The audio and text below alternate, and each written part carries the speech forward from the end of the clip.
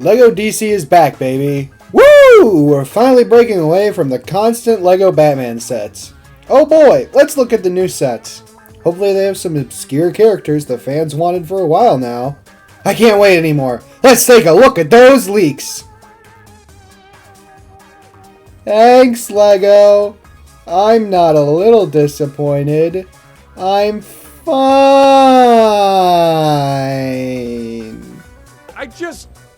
No, it's fine. It's fine. It doesn't bother me. It doesn't bother me. It bothers me. It bothers me a lot. LEGO DC is releasing some new sets in January of 2025, and so far the theme is already looking better than it has for a while.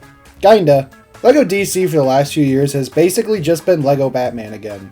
While this is an improvement, it's not that much of an improvement. Sure, we got some variety with a LEGO Superman set, but this is a far cry from what we got in years prior, where there were sets based on other members of the Justice League entirely. However, despite my cartoonish rage at the start of the video, I'm happy with these sets and hope this is a sign for better things to come in the future. We have to appreciate growth of all kinds, no matter how small. If someone deep-fried butter to eat every single day, it should be seen as an improvement that today they mustered the willpower not to do so. The heart is thanking them, and we are congratulating them, because that's what heroes do. Speaking of heroes, let's rank the 2025 DC minifigures. We actually got a decent selection this time around, with some great variety as opposed to Clown Man and Edgy Billionaire. These are great figures, and if you disagree with that statement, I'm sorry, I'll have to remove your fingers. Hold still while I sharpen my razor blade. Don't forget to like this video and comment random crap, because I like pinning the most random and funny thing to the top of the comment section. It's fun, so please join in on the fun. Here's last week's winner at the time this video is being edited. My favorite pinned comment is this one because I had a stroke reading it. Enough housekeeping and intro, let's get on to the rankings.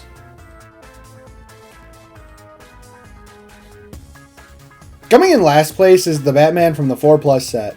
Controversial opinion, I think. I hate this new bat cowl so much. Why on God's green earth did they mess with this perfect design?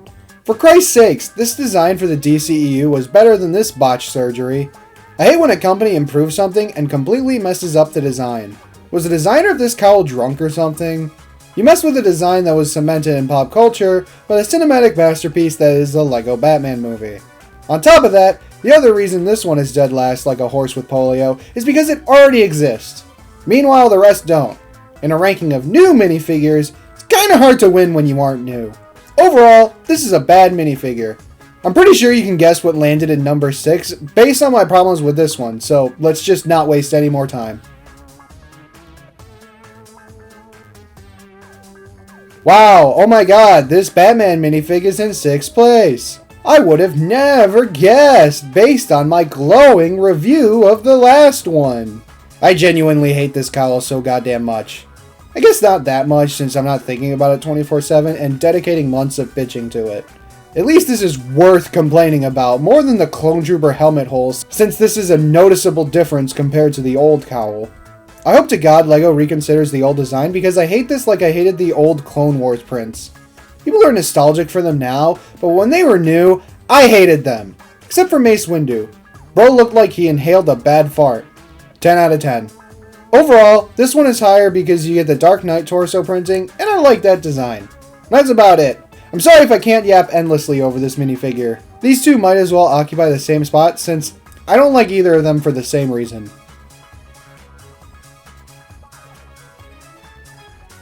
Coming in 5th place is the new Mr. Freeze. This is a pretty mid Sir Icicle if I do say so myself. Mr. Freeze is one of those characters that LEGO will make time and time again for some reason. Like a new artist drawing the same character and pose over and over again when they first start drawing. It's me. I'm bitches. Sad reality time. When there's already like 10 Mr. Freezes, you have to do something really special to stand out. In terms of standing out, this one stands out like a goth kid in the early days of Hot Topic. In the grand scheme of everything, yeah, it stands out pretty well. In terms of Mr. Freeze figures, it's just another one. Better than this piece of shit, but to be fair, I'd rather bite my tongue than LEGO bring back this design. Unlike these failures, this figure is still pretty good all around, and if you went out of your way to purchase it, I wouldn't judge you at all. Go ahead and do your thing. Now, if you bought a bunch of them to build an army, I'd check you into a mental hospital because something's clearly wrong with you. Overall, a decent figure, but nothing too special. Next! Superman is a cool character, and I'm really excited for James Gunn's Superman. Superman has very little variety in his minifigures, but I'm glad they made a new one that's just an overall improvement to the classic design. It's 100 times better than changing a classic look for the sake of change. Also, I'm confused why he has a mech in this set, because Superman fighting Lex Luthor in a mech is more of a handicap than an improvement. You can already fly and punch hard. What's the mech gonna do? Pleasure him while he does it?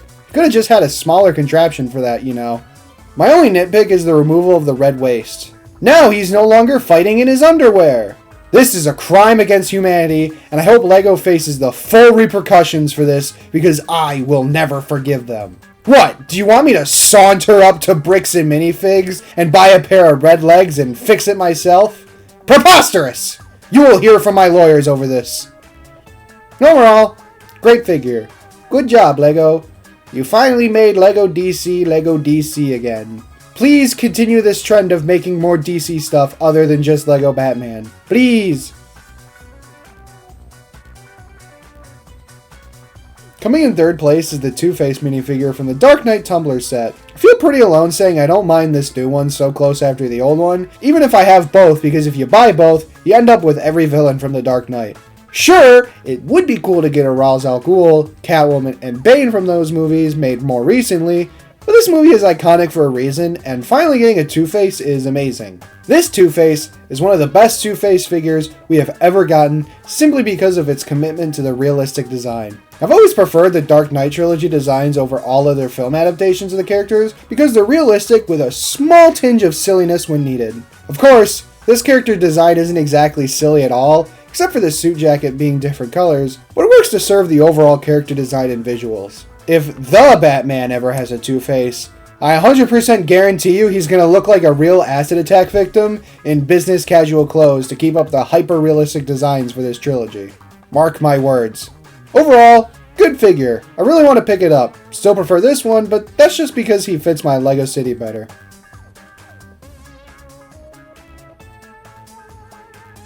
Coming in second place is Lex Luthor. This is an awesome figure that is the peak version of this super suit design. It's bulky, but not too bulky. Every other figure with his super suit is either too slim or too bulky. Call me Goldilocks because this one is just right.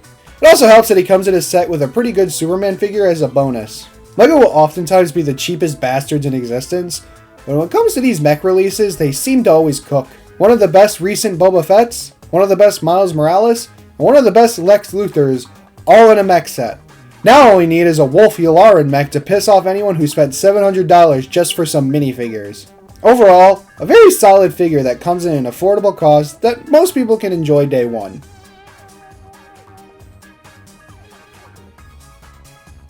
Do I need to spell out first place? Of course it's the new Joker. This performance is so iconic, I don't feel like I can begin to sing its praises.